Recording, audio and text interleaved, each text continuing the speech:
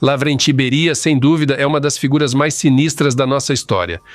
Ele assumiu o Kremlin após a morte de Stalin, mas ficou no poder só cerca de 100 dias antes de ser deposto, condenado e fuzilado pelo partido. Ao contrário do que se esperava, Beria não apertou ainda mais o regime, mas, pelo contrário, iniciou reformas liberais que, caso fossem implementadas, teriam mudado radicalmente a face da União Soviética. As mudanças foram tão grandes que alguns historiadores falam da perestroika fracassada de Beria, tentativa de modernizar a União das Repúblicas Socialistas Soviéticas décadas antes de Gorbachev.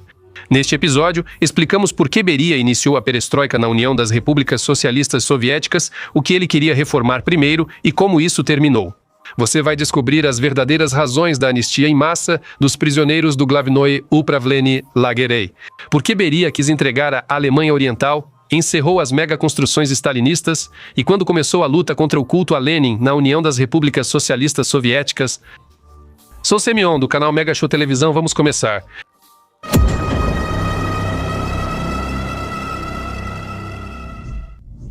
Em 100 dias, Lavrenti Beria chegou ao auge de seu poder no final dos anos 40. Ele virou um dos 7 do Politburo e ainda assumiu a vice-presidência do Conselho de Ministros da União das Repúblicas Socialistas Soviéticas, controlando os principais órgãos de segurança. A posição de Beria se fortaleceu ainda mais após os testes bem-sucedidos da bomba nuclear soviética que ele supervisionou. Parecia que nada mais faltava, mas infelizmente, Stalin provavelmente não gostava do fortalecimento excessivo de seu principal chefe de segurança. Por isso, em 1951, surgiu o caso Mingreliano, abertamente direcionado contra Beria. Stalin deu instruções diretas à liderança do Ministério do Interior. Procurem o grande Mingreliano, referindo-se, é claro, a Beria. Depois disso, houve o 19º Congresso do Partido Comunista, no qual Stalin atacou duramente seus antigos e confiáveis companheiros com críticas severas. Ficou óbvio que Stalin estava cansado de sua equipe antiga e queria substituí-los por jovens promovidos das regiões. Os companheiros de Stalin ficaram seriamente preocupados, pois, naquele sistema de relações, uma crítica do líder não ameaçava apenas a perda de cargos, mas sim o porão de fuzilamento. Provavelmente todos teriam ido para lá, mas 4 meses depois, Stalin morreu. Além disso, há dúvidas sobre a casualidade do fato.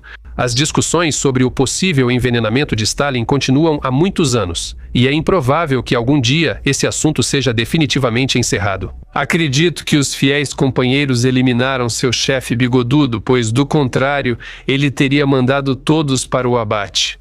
E entre todos, só Beria tinha vontade e, mais importante, os meios para isso. Isso é relevante para nosso relato.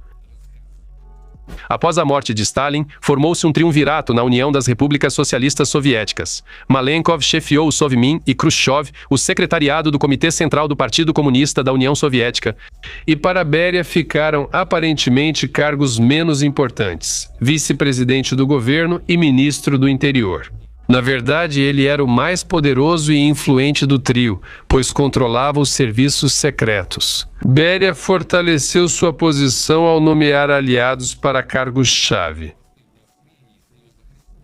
Beria tinha total confiança em seu poder. Nas reuniões do Sovmin e do Comitê Central, ele interrompia qualquer um com tranquilidade, fazia os resumos das reuniões e também gostava muito de manter os funcionários e membros do partido sob medo, periodicamente os repreendendo publicamente. Beria não considerava Khrushchev e Malenkov rivais sérios pelo poder. Ele os considerava executores fracos e limitados, achando que conseguiria controlá-los facilmente, como muitas vezes acontece. Lavrenti Pavlovich foi vítima de sua autoconfiança excessiva. Os tolos e sem iniciativa Khrushchev e Malenkov organizaram uma conspiração, a qual atraíram não apenas os antigos stalinistas Molotov, Kaganovich e Mikoyan, mas também os militares. Khrushchev trouxe de volta do exílio o Marechal Zhukov, que havia sido afastado por Stalin. Depois, Zhukov e outros generais prenderam.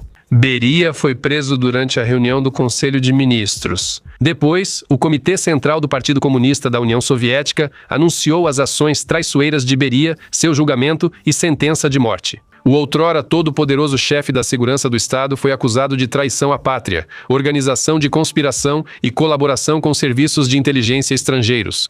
No geral, um conjunto padrão para a época. Em 23 de dezembro de 1953, Beria e 6 aliados foram fuzilados e enterrados em covas anônimas. Acho que é um fim adequado para quem fez milhões virarem pó em campos de concentração. A história dos 100 dias de Beria é curiosa e instrutiva, mas mais interessantes são as mudanças que Lavrenti Pavlovich tentou implementar. Ele conseguiu algumas coisas, mas outras não teve tempo e parte das reformas de Beria foram canceladas após sua execução. A Grande Anistia. Nos anos finais de Stalin, preparavam-se vários processos políticos de grande repercussão simultaneamente. Por exemplo, o caso dos médicos assassinos e o de sabotagem na indústria aeronáutica foram grosseiramente fabricados, com confissões forçadas dos presos.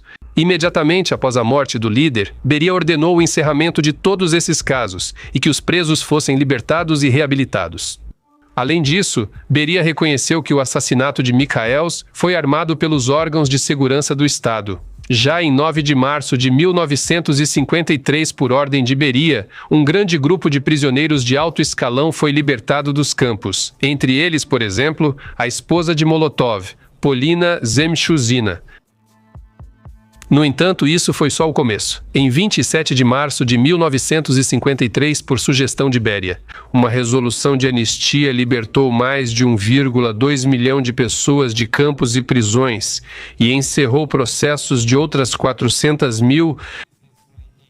Sobre essa anistia, dizem que ela libertou criminosos comuns dos campos e prisões, mas isso não é totalmente correto. Na verdade, reincidentes e outros criminosos perigosos também estavam entre eles, porém o percentual deles era relativamente pequeno. Principalmente libertaram pessoas condenadas por crimes menores ou até inventados, como furto de propriedade socialista pela Lei das Três Espigas. Também foram libertados dos campos idosos, doentes, menores de idade e mulheres com crianças. Beria planejava libertar 1,7 milhão de deportados especiais até o outono de 1953, incluindo alemães soviéticos, kulaks e familiares dos inimigos do povo. Destaca um ponto importante. Para Beria, essa não era sua primeira anistia em grande escala. Ele costuma ser visto como o carrasco sanguinário de Stalin, o que de fato foi.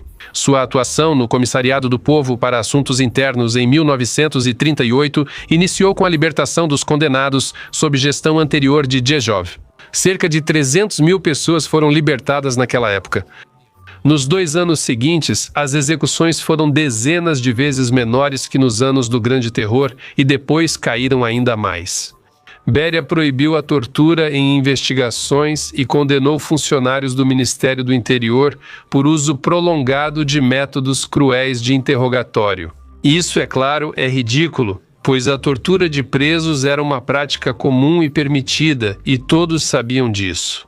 Imagino como os agentes comuns da Tcheca ficaram surpresos, pois para eles a confissão sempre foi a principal prova. Beria até ordenou destruir todos os instrumentos de tortura nas prisões do Ministério da Segurança do Estado e, naturalmente, não usá-los mais no futuro. Política interna de Beria. Ele suspendeu todas as megaconstruções de Stalin, como o túnel para Sakhalina, ferrovias além do Círculo Polar, o canal do Turcomenistão, uma base naval e um estaleiro para construir encouraçados e porta-aviões no Extremo Oriente.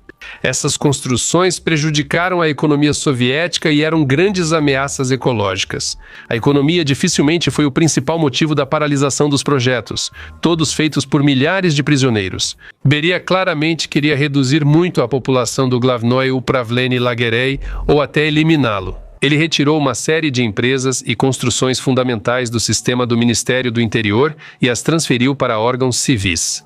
Beria, e não Khrushchev, iniciou o combate ao culto à personalidade de Stalin. Ele propôs parar de enfeitar prédios e carregar retratos de líderes em festas e manifestações. Isso gerou indignação nos colegas, mas Beria impôs a questão. O que mais assustava a nomenclatura do partido não eram os retratos. Lavrenti Pavlovich queria afastar os comunistas da administração do país. Ele propunha ampliar os poderes dos órgãos estatais em detrimento dos partidários.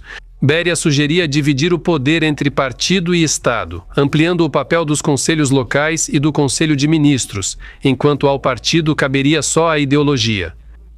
Beria se surpreendeu por ter ficado apenas 100 dias no cargo.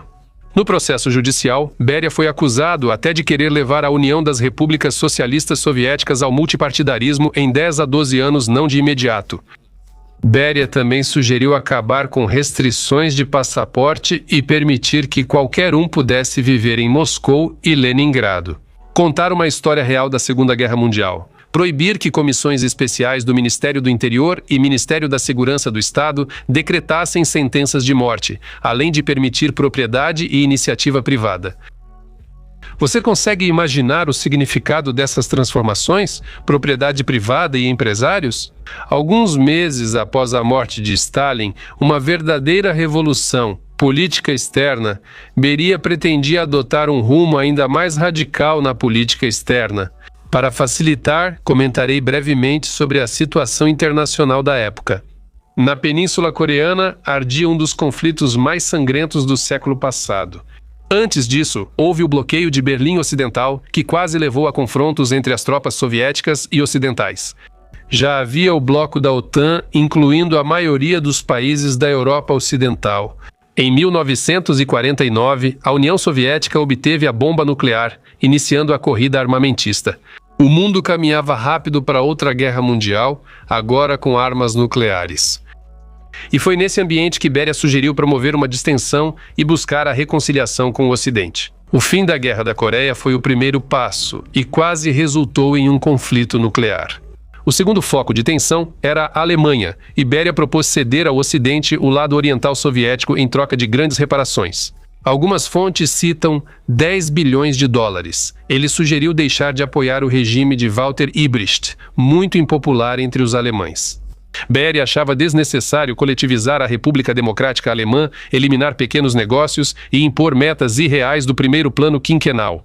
No caso de unificação, a Alemanha deveria se tornar um Estado neutro e não alinhado, amigável à União Soviética. Chegou-se até a considerar a possibilidade de devolver Königsberg aos alemães, mas a questão não se limitava apenas à Alemanha. Lavrenti Pavlovich queria devolver as Kurilas ao Japão e os territórios da Guerra de Inverno à Finlândia. Beria queria retomar relações com a Iugoslávia. Após sua prisão, encontraram uma carta para Ranković, aliado de Iosif Tito. E, como cereja do bolo, Beria chegou a propor seriamente uma redução drástica do quadro de agentes da inteligência soviética nos países capitalistas. O que você acha dessas iniciativas? Nem Gorbachev nem Yeltsin ousaram fazer isso. O impasse das Kurilas ainda prejudica as relações russo-japonesas e dificilmente será resolvido sob o atual regime em Moscou. Questão nacional ou reconstrução da União? Outro problema ao qual Lavrenti Beria dava atenção especial era a questão nacional. Ele destacou que a situação nas repúblicas bálticas e na Ucrânia Ocidental parecia mais uma ocupação militar do que vida pacífica. Essas terras eram geralmente administradas por pessoas de fora, sem conhecimento local ou autoridade entre os nativos. As repressões em massa só aumentavam a revolta. Beria achava essa política de pessoal errada e sugeriu promover quadros locais aos órgãos dirigentes, em vez de trazer chefes russos de fora. Também foi revista a questão linguística nas repúblicas e permitiram que a administração fosse feita nas línguas locais. As instituições de ensino começaram a ser traduzidas para elas, e além disso, os dirigentes que não sabiam o idioma local passaram a ser enviados de volta para a Rússia. A Ucrânia foi escolhida para testar essa iniciativa. Stalin Meshik, ex-aliado de Beria, tornou-se chefe do Ministério do Interior em Kiev e liderou reuniões em ucraniano. Depois, Beria substituiu o líder do Partido Comunista da RSS da Ucrânia. Depois, processos parecidos ocorreram na Bielorrússia, Moldávia e repúblicas bálticas. Beria queria ampliar isso nacionalmente. As iniciativas de Beria, em muitos aspectos, repetiam a política de korenizacja que os bolcheviques implementaram nos anos 1920, depois Stalin pôs fim a ela, e muitos representantes nacionais foram enviados para o Glavnoe Upravlenie Lagerei.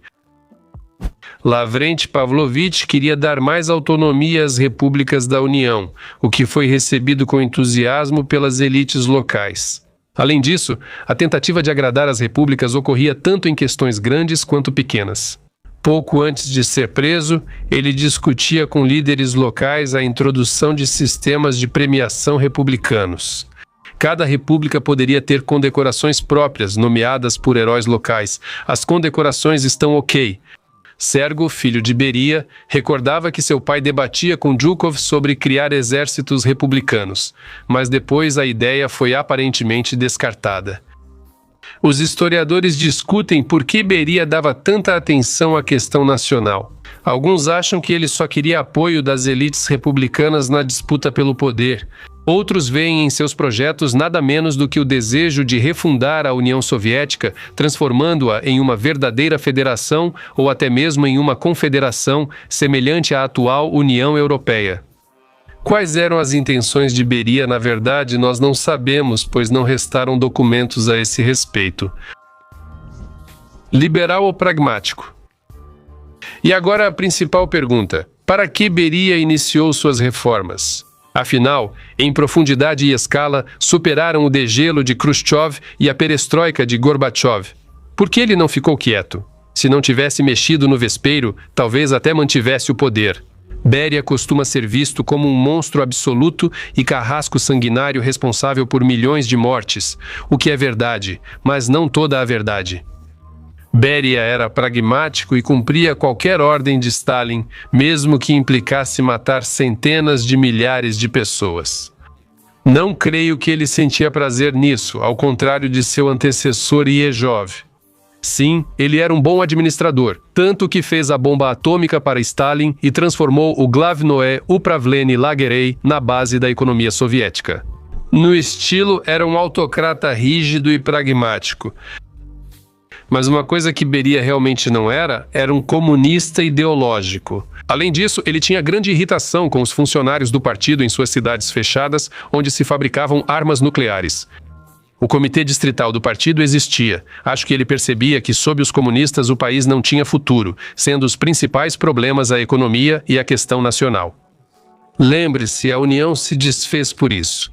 Beria tentou resolver esses problemas, mas seus colegas priorizavam as doutrinas comunistas ao destino do Estado.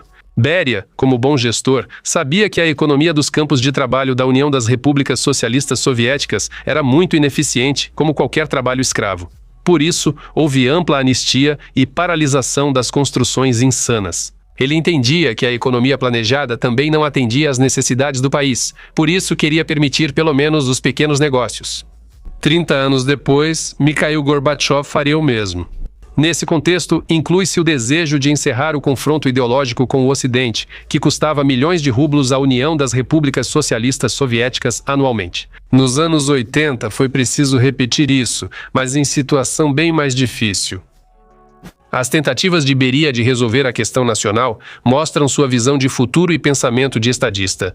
Mas no formato da União Soviética, esse problema era obviamente insolúvel. Mais cedo ou mais tarde, a bomba relógio teria que explodir, e foi o que aconteceu em 1991. Beria ao menos percebia esse problema, enquanto seus colegas seguiam falando da grande amizade dos povos soviéticos. Algumas palavras para finalizar. A União Soviética estava condenada. Economia planejada ineficaz, ideologia comunista delirante e contradições nacionais ocultas por um tempo. Após a morte de Stalin, ficou claro que o país estava em um beco sem saída e só sairia dele com transformações radicais. Beria tentou implementar, mas não deixaram. Não se sabe como seria a União Soviética sob seu comando ou o que teria acontecido. A cúpula do partido decidiu deixar tudo como estava. No fim, nas décadas seguintes, o país foi apodrecendo até se deteriorar totalmente por volta de meados dos anos 80. É isso por hoje. Obrigado por assistir. Agradeço também a todos os patrocinadores pelo apoio ao canal. E até mais.